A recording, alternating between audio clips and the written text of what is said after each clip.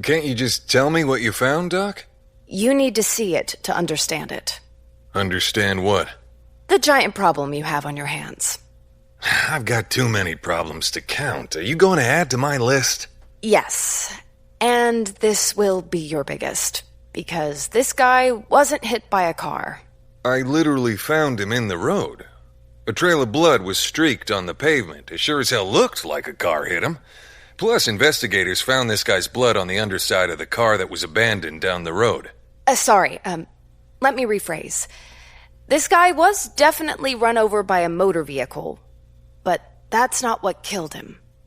Sandy watched as Dr. Crane turned Baker Johnsey's body onto its side, a task she accomplished by pulling on the sheet under him with one hand while simultaneously pushing on the man's shoulder blade.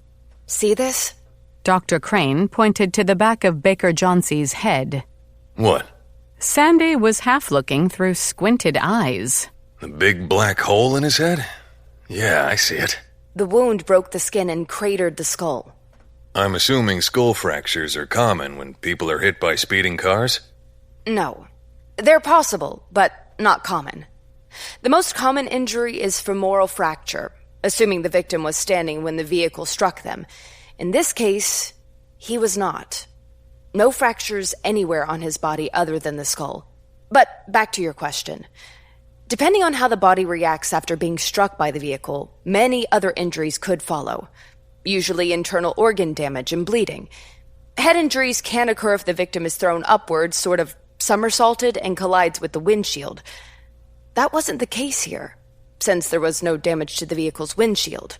Dr. Crane used her gloved hands to expose the injury to the back of Baker Johnsey's head by peeling away the scalp, which she had dissected during the autopsy, so that bare skull was visible. A skull fracture this extensive would certainly have caused the windshield to crack, but even if, miraculously, the glass didn't shatter, this wound is definitely not from impact against a smooth, flat surface like a windshield. What if he was struck by the car, sent into the air, and then landed on his head? That's an acceptable observation, but the dynamics of the skull fracture disprove the theory. Again, this fracture was not caused by impact with a flat surface, whether it's argued to be a windshield or the pavement. And then, to follow your theory, the victim would have needed to be thrown upward, land on the pavement, sustain the head injury, and then get run over by the speeding car. Essentially, your theory requires the car to hit the victim twice, which is impossible by the laws of physics. Then what caused the head injury? My best bet? A baseball bat. A baseball bat? Based on the shape and depth of the fracture, as well as the discovery of wood fragments in the wound, some sort of rounded piece of wood moving at a high rate of speed created the fracture. A baseball bat is the most likely culprit. What are you telling me, Dr. Crane? I'm telling you that this guy was struck in the back of the head, likely with a baseball bat, causing blunt force trauma that fractured his skull and caused a brain bleed that killed him.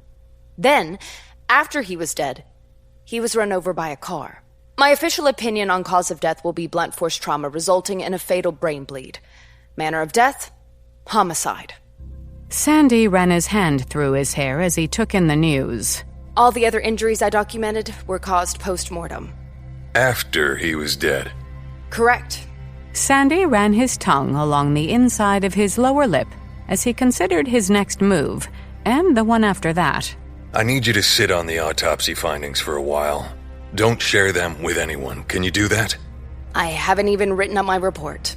I can stall for a few days, maybe even a week or two, but the state police are involved, so I'll have some pressure on me. Stall for as long as you can, and don't talk to anyone else about this, okay? Especially anyone from Harrison County. What's going on, Sandy? The car found at the scene belonged to a member of the Margolis family, and the Vic was a partner at the Margolis law firm. For shit's sake. Exactly. Once it becomes public knowledge that this is being called a homicide rather than a hit and run, the shit's going to hit the fan, and I need to prepare for it. Give me a week. I'll try.